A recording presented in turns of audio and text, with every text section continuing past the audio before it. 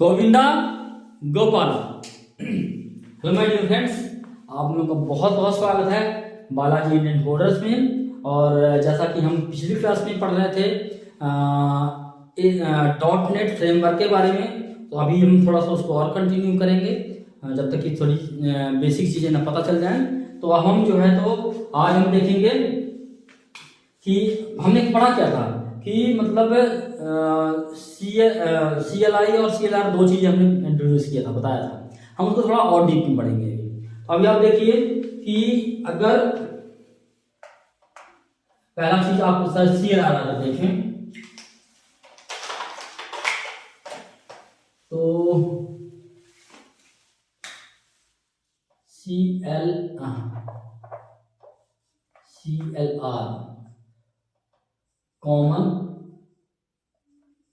Common language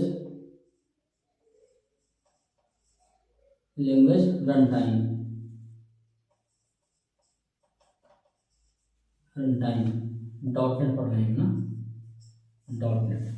तो common language run time, ठीक है ना। ये क्या है? ये है प्लेटफॉर्म डिपेंडेंट। CLR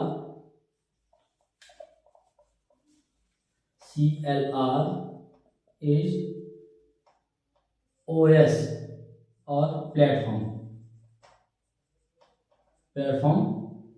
डिपेंडेंट, ठीक है। फिर क्या है? CLR ओनली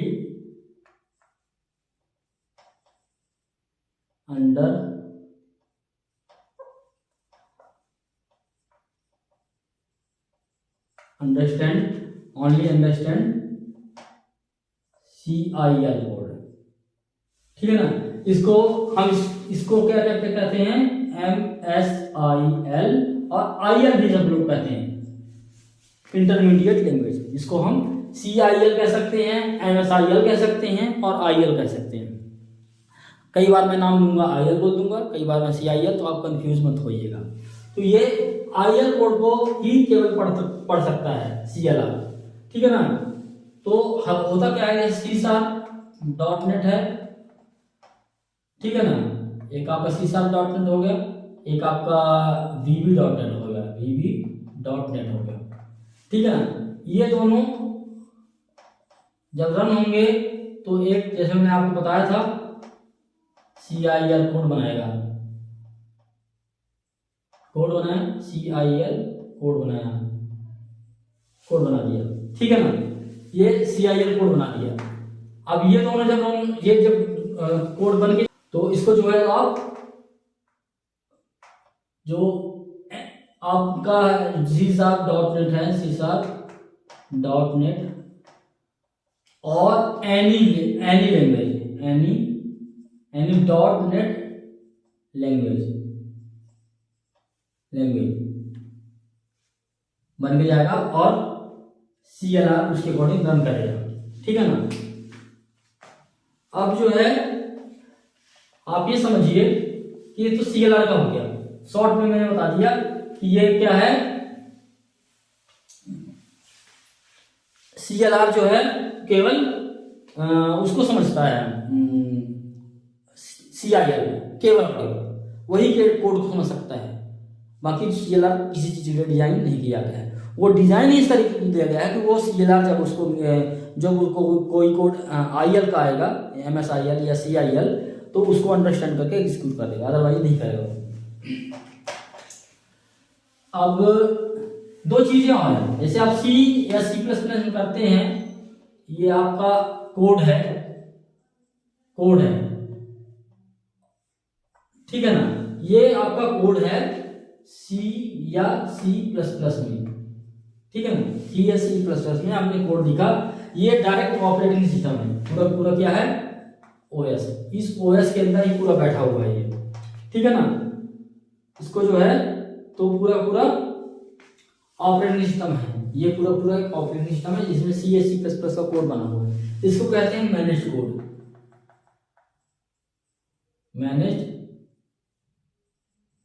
कोड, ठीक है ना। और एक होता है कोड है,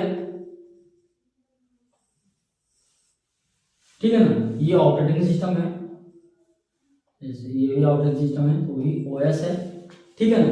अब ये क्या है, ये आपका फ्रेमवर्क है,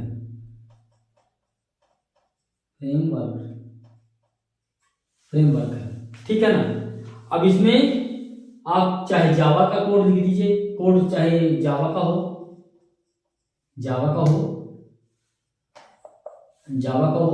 चाहे C#.NET का हो, मतलब अगर जावा का अकॉर्डिंग JVM काम करेगा, अगर आपका C# है तो CLR करेगा, ठीक है ना। तो ये फ्रेमवर्क है, ये चीज जो है फ्रेमवर्क है। ये जो एरिया दिख रहा है ना यहाँ पे, सॉरी, ये जो एरिया दिख रहा है, तो ये जो है ये चीज यहाँ से, ये आपका ये वाली लाइन जो है तो आपकी क्या है, ऑपरेटिंग सिस्टम है, और ये कोड है इसमें लिखा हुआ है। ये कोड हम लिखते हैं, लिखने के बाद पहले हम फ्रेमवर्क के पास पहुंचाते हैं, फ्रेमवर्क पहुंचता है और फ्रेमवर्क में कुछ काम होता है, उसके बाद ये ऑपरेटिंग सिस्टम में CLR के थ्रू इंटरेक्ट होता है। इसको हम कहते हैं अनमैनेज्ड कोड, अनमैनेज्ड, ये अनमैनेज्ड कोड है। इस चीज को आप समझ लीजिए इसके तरीके से कि मैनेज कोड, अनमैनेज कोड, कई बार मेरे टर्म्स में आएंगे, मैनेज कोड है, अनमैनेज कोड, तो ये आप समझ कर रखिए कि अनमैनेज्ड और मैनेज्ड क्या चीज है ना। हम आगे चलते हैं, हम आगे क्या करते हैं, देखते हैं क्या फीचर, .NET के क्या क्या फीचर्स हैं। .NET फीचर्स, ठीक है ना। .NET के फीचर क्या क्या है, .NET के फीचर क्या है, पहला तो वो देता है क्या, सिक्योरिटी,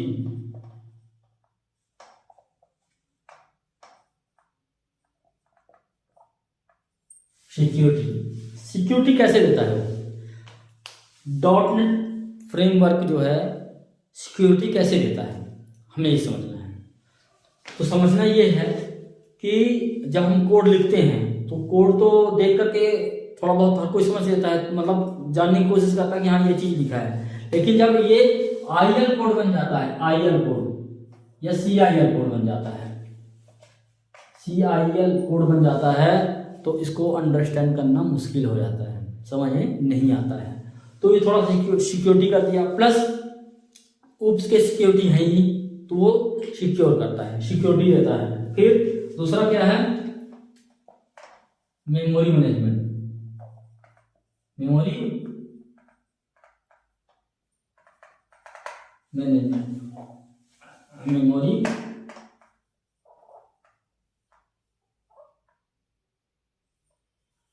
मैनेजमेंट, ठीक है। तो क्या करता है, मेमोरी मैनेजमेंट करता है, मेमोरी को मैनेज करता है। क्यों, क्योंकि ये अपने आप भी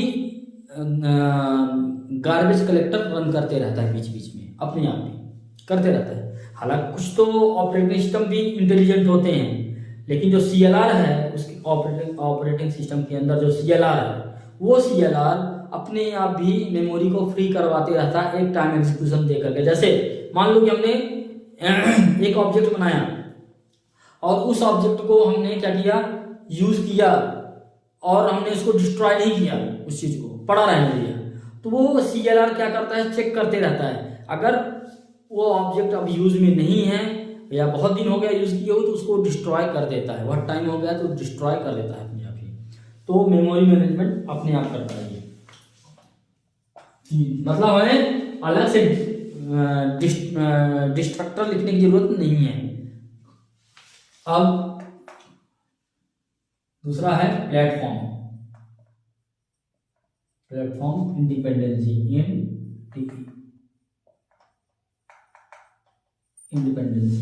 प्लेटफॉर्म इंडिपेंडेंट करता है। कैसे करता है प्लेटफॉर्म इंडिपेंडेंट, ये प्लेटफॉर्म इंडिपेंडेंट ऐसे करता है कि जैसे मैंने आपको दिखाया तो पूरा CLI में जाता है, फिर मतलब कॉमन लैंग्वेज बन जाता है, फिर वो सीडर के अंदर जाके एग्जीक्यूट होता है मशीन में, तो प्लेटफॉर्म इंडिपेंडेंट बनाता है ये। फिर क्या है, फिर आपका जो है तो है एक और है, क्या चीज नाम उसका,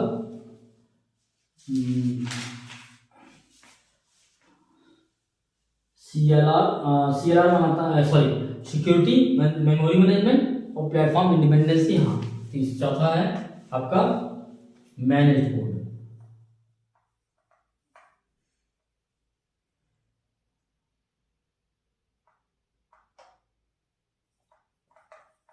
जो मैंने भी बताया मैनेज कोड बनाता है। तो इस तरीके से ये डॉटनेट के फीचर्स इसमें हैं, इसमें जो हम यूज करते हैं जनरली। अब हम आगे चलते हैं, इसमें क्या थोड़ा सा हम देखते हैं डॉटनेट का स्ट्रक्चर, फ्रेमवर्क का स्ट्रक्चर कैसे होता है, मतलब हम उसमें इसके अंदर की चीजें पढ़ते हैं। तो उसमें क्या है, उसमें आपका है, आप पढ़ने की कोशिश कीजिए, CLI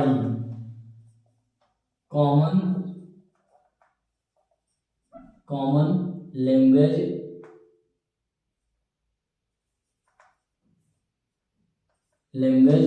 infrastructure.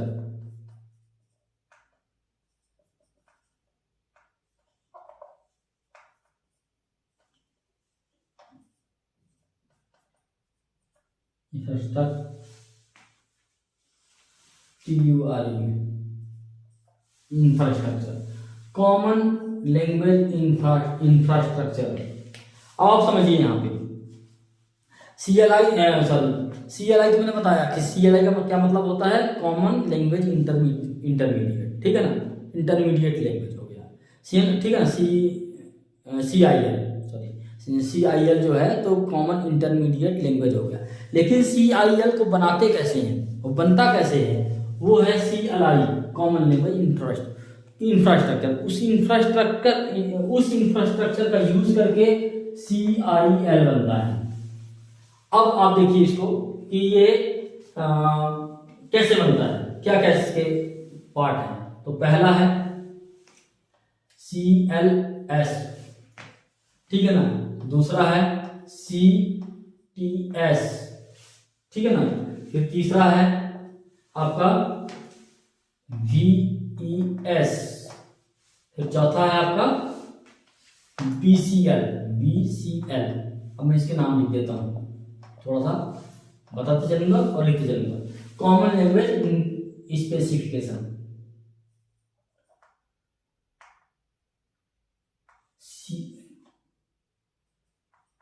Common language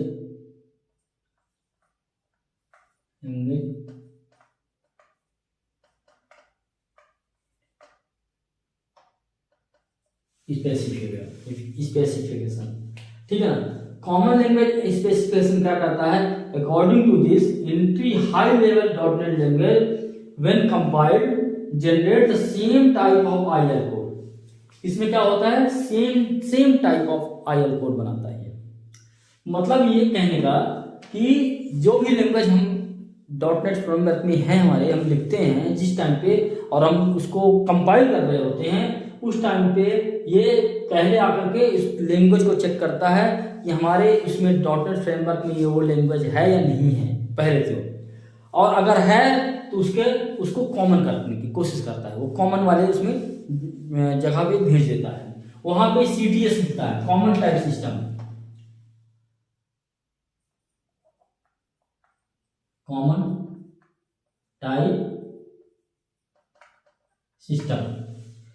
type system, ठीक है ना। कॉमन टाइप सिस्टम मतलब उसके टाइप्स, टाइप मतलब डेटा टाइप, यहाँ पे टाइप मतलब डाटा टाइप है। जैसे एक लैंग्वेज हमने C# में हमने कोड लिखा, C# में, अब इसको जब हम कंपाइल करते हैं तो पहले तो चेक करता है कि ये इस फ्रेमवर्क का पार्ट है या नहीं है, दैट मीन्स है, तो आगे ले जाएगा, उसके जितने भी कोड लिखे होंगे वो सब कोड को वो मैनेज करेगा। क्या करेगा, मैनेज करेगा कन्वर्ट करने के लिए, ठीक है ना, कन्वर्ट करेगा। वो कन्वर्ट करने के बाद क्या करेगा, कन्वर्ट करेगा तो मतलब कॉमन लैंग्वेज बना देगा, उसको लैंग्वेज कॉमन कर देगा, वो एक कॉमन लैंग्वेज टाइप का बनाने की कोशिश करेगा। उसमें सबसे मेन चीज क्या होता है, उसकी डेटा टाइप, तो उसका जो डेटा टाइप है वो चेंज करके जो भी एक बीच वाला लैंग्वेज बना के रखा होगा, मतलब नेम रखा होगा। जैसे इंटीजर है, इंट है, तो फ्लोट है, उन सब का जो डेटा टाइप होता है तो वो एक कॉमन सा बना दिया। तो जो भी आता है, जैसे इंटीजर लिखा तो वो इंटीजर इंट लिखा गया अपने आप ही, तो वो कन्वर्ट करता है CIL बनने के टाइम पे। तो कॉमन टाइप सिस्टम सभी लैंग्वेजेस का टाइप सेम कर देता है। जैसे अगर आप देखिए तो C# में, .NET में इंटीजर को लिखते हैं इंट, ठीक है ना, INT लिखते हैं। और VB.NET में हम लिखते हैं इंटीजर पूरा। अब ये दोनों अलग अलग वर्ड होते हैं ना, तो ये टाइप जब हम कॉमन बनाना होगा तो कैसे हम इसको कॉमन बनाएंगे। C# में कुछ और है, फिर कुछ और होगा, तो इनका टाइप बनाने के लिए हमने ये बोल दिया कि जो भी आएगा तो यहाँ पे ये टाइप इंटीजर दिखेगा, जो भी आएगा तो वो भी कन्वर्ट हो जाएगा, इंटीजर हो जाएगा, दोनों का कॉमन टाइप हो गया इंटीजर। तो जब भी IL कोड जनरेट होगा तो IL इंटीजर दिखेगा, वो IL में इंटीजर दिखेगा। तो एक तो हो गया IL कोड बनाने के लिए। अब एक हो गया VES, virtual.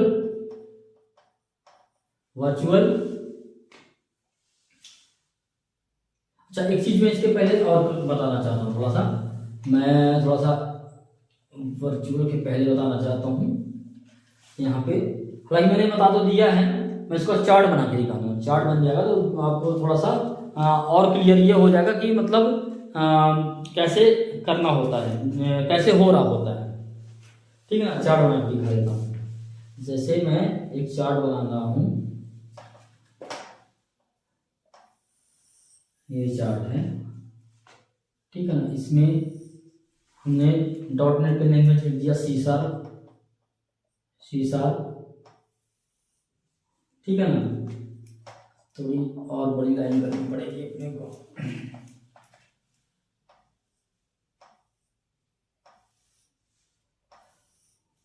C# VB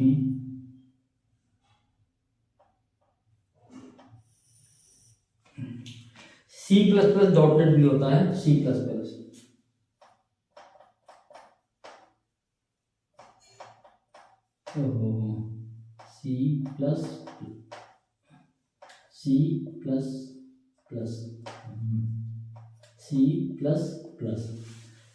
C++.NET, VB.NET,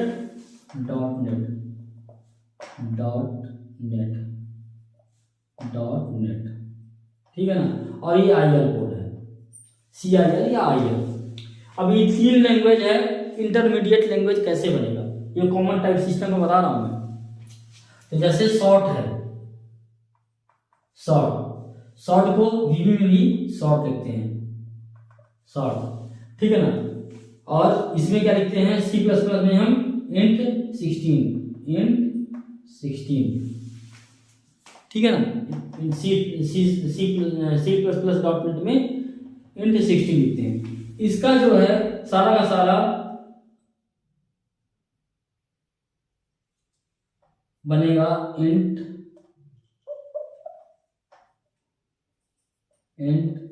16, मतलब 2 बाइट ये स्पेस लेगा, int 16, ठीक है ना। अब हम जैसे इसको भी आप C++.NET में भी ये शॉर्ट ही होता है, तो ये int 16 बना दिया, मतलब कॉमन बना दिया। अब हम int लिखते हैं, int लिखे तो VB में क्या लिखते हैं, इंटीजर, और इसमें क्या लिखते हैं, int 32, इसमें भी int लिखते हैं। अब इसमें int, इसमें इंटीजर, इसमें int लिखते हैं, तो IL कोड क्या बनेगा, int 32, ये कितना लेगा, 4 बाइट लेगा, ठीक है ना, 4 बाइट लेगा। अब हम लॉन्ग लिखते हैं, लॉन्ग, ठीक है ना। तो लॉन्ग को हम C# में लॉन्ग लिखते हैं, इसमें हम लिखते हैं VB.NET में लॉन्ग लिखते हैं, और C++ में हम int 64 लिखते हैं। और इसका जो IL कोड बनता है उसमें भी हम int 64 लिखते हैं और इसका स्पेस कितना हो जाता है 8 हो जाता है, 8 बाइट देता है ये। ठीक है ना। आप देखिए कैसे कैसे फर्क बन रहा है, मतलब ये कॉमन लैंग्वेज बना रहा है, यहाँ common type system, common type बना रहा है। फिर हम C# में बूल लिखते हैं, इसमें हम VB.NET बूलियन लिखते हैं, बूलियन। और C#.NET में भी हम बूल लिखते हैं। ठीक है ना। तो इसमें जाकर क्या बन जाता है, ये बूल हो जाता है। ठीक है ना। ये 1 बाइट लेता है, 1 बाइट। ठीक है। अब बूल हो गया। फ्लोट लिखते हैं, फ्लोट लिखा हमने, तो फ्लोट हमारे VB.NET में क्या होता है, सिंगल होता है, सिंगल। ठीक है ना। VB.NET सिंगल और C++.NET में फ्लोट होता है। अब ये यहाँ पे आकर के क्या होता है, फ्लोट 32 IL कोड जब बनता है। इस तरीके से इसके जो है तो टाइप और भी हैं, जैसे स्ट्रिंग का हो गया, तो स्ट्रिंग का स्ट्रिंग होता है जनरली, बट इसमें ज्यादातर विशेष इसमें यही होता है कि ये चीजें बनी हुई होती हैं और इसमें हमारा जो है तो ये IL कोड तैयार होता है। यहाँ पे ये IL कोड तैयार होता है तब हम टाइप सिस्टम करते हैं, कॉमन टाइप सिस्टम। तो ये यहाँ पे IL कोड जनरेट होता है। तो इन 3 लैंग्वेज का मैंने एग्जांपल दिखाया है यहाँ पे। IL कॉमन लैंग्वेज कैसे बन रहा है, यहाँ पे टाइप, कॉमन टाइप कैसे बन रहा है। ठीक है।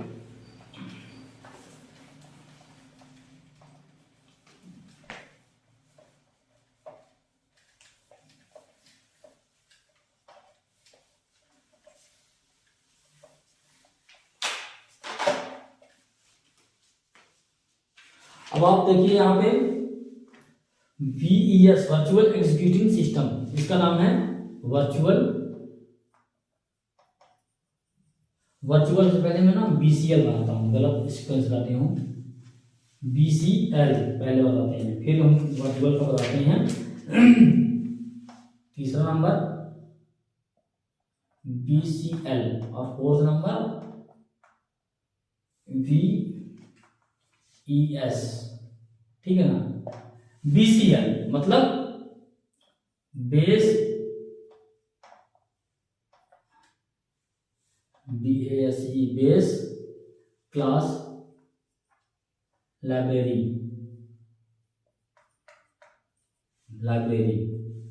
ठीक है ना। अब बेस क्लास लाइब्रेरी क्या है, बेस क्लास लाइब्रेरी वो है जो किसी भी लैंग्वेज में बनी होगी, हमें केवल वो DL, हमें उसके CIL से मतलब है, हमें कोई लेना देना नहीं है। बेस क्लास लाइब्रेरी जो है तो हम जैसे हमारा ये BCL है, BCL कोड है यहाँ पे, तो हम इसका कंज्यूम C#.NET में भी कर सकते हैं, VB में भी कर सकते हैं और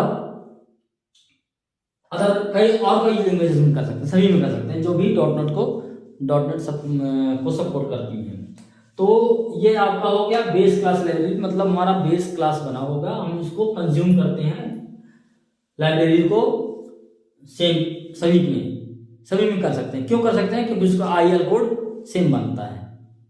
हमें यहाँ पे लाइब्रेरी इंडिपेंडेंसी दे रही है, लाइब्रेरी इंडिपेंडेंट कर रहा है। अब हमारा जो है VES में क्या है कि वर्चुअल एग्जीक्यूटिंग सिस्टम है, वर्चुअल एग्जीक्यूटिंग सिस्टम। इसका क्या मतलब हुआ, वर्चुअल एग्जीक्यूटिंग सिस्टम में हम जो है तो क्या करते हैं, हमारे पास IL कोड आ गया है, IL कोड हमारे पास आ गया है। अब हम किसी ऑपरेटिंग में रन करने, यही चीज़ हमें प्लेटफॉर्म इंडिपेंडेंसी देता है। अब ये यहाँ पे फाइनल स्टेज है IL कोड का। हमारा CIL कोड बन गया, CIL बना के देता है ये, और बना दिया इसने।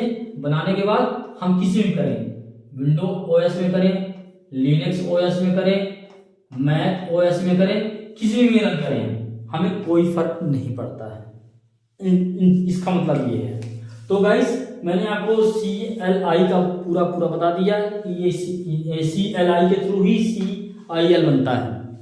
CLI common language interface infrastructure, और CIL मतलब कॉमन इंटरमीडिएट लैंग्वेज, लास्ट में इंटरमीडिएट लैंग्वेज बना करके, और ये हम किसी भी ऑपरेटिंग सिस्टम में रन कर सकते हैं। तो गाइस मुझे बिलीव है कि आप लोगों को ये समझ में आया होगा ये क्लास, और हम जो है तो थोड़ा सा डॉटेड के वर्जन के बारे में थोड़ा सा देखेंगे, आगे बढ़ेंगे और नेक्स्ट क्लास में, और उसको हम थोड़ा सा और दो क्लास और मान लीजिए लगेगी, जिसमें हम केवल थियोरेटिकल पढ़ाएंगे, उसके बाद हमारा प्रैक्टिकल स्टार्ट हो जाएगा 2-3 क्लास बाद।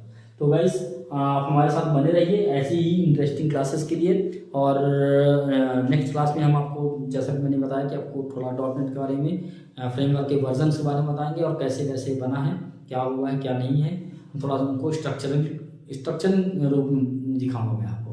तो गाइस नेक्स्ट क्लास में मिलते हैं, तब तक के लिए थैंक यू, बाय बाय।